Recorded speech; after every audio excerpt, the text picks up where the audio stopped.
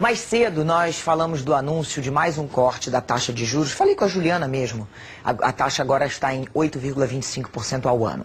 Apesar dessas últimas quedas da taxa Selic, os bancos, a Juliana vira e mexe fala disso também, eles não repassam essa redução dos juros para as linhas de crédito na mesma velocidade. Ou seja, os juros para o consumidor no empréstimo ele continua alto.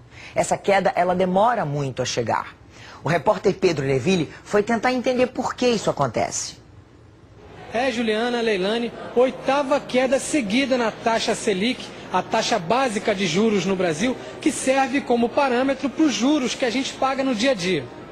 Mas você já conseguiu perceber que os juros que você paga na hora de fazer um financiamento, pegar um empréstimo ou na hora de ir às compras, passar o cartão de crédito, estão um pouquinho menores?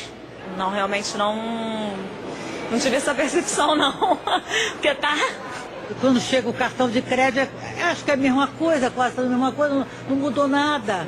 Tem uma diferença grande da taxa Selic para a taxa de juros nessas operações de crédito que a gente faz. A Selic vem descendo num ritmo acelerado. Estava acima de 14% até outubro do ano passado, foi descendo. Em julho chegou a 1 dígito, o que não acontecia desde 2013 e agora caiu um pouco mais. Mas os juros que a gente paga na prática não descem na mesma proporção. Olha só, em novembro do ano passado, a taxa média de juros das operações de crédito era de 157%. Foi caindo devagarinho, degrau por degrau. Em julho chegou a 140%. Mas por que essa diferença? Primeiro a gente vai entender melhor sobre a taxa Selic.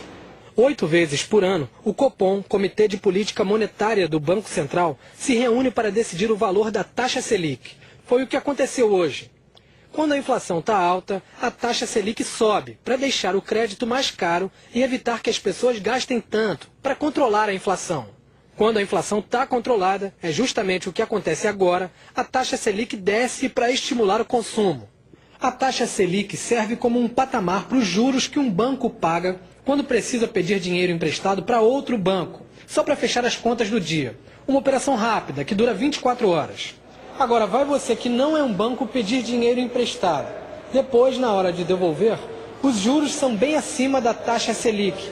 Isso porque você tem que, claro, devolver o dinheiro que você pegou, mas os bancos também te cobram por impostos, pelos custos de manter as agências funcionando, pelo lucro que o banco tem que ter por te emprestar dinheiro e, além disso, uma espécie de taxa extra, pelo risco que o banco teve de levar um calote seu. A inadimplência alta é um dos fatores que fazem com que o custo para captar o dinheiro seja mais alto. O que prova como os juros são caros no Brasil é o chamado spread bancário. Antes de você pegar empréstimo num banco, o banco também pegou esse dinheiro de um investidor. A diferença dos juros que o banco paga para o investidor e o que você paga de juros para o banco é o spread bancário. E o Brasil tem o maior spread bancário do mundo, 39%. A média mundo afora é de 5,5%. Os nossos vizinhos sul-americanos estão bem melhores. França, China, também têm um spread bancário distante do nosso.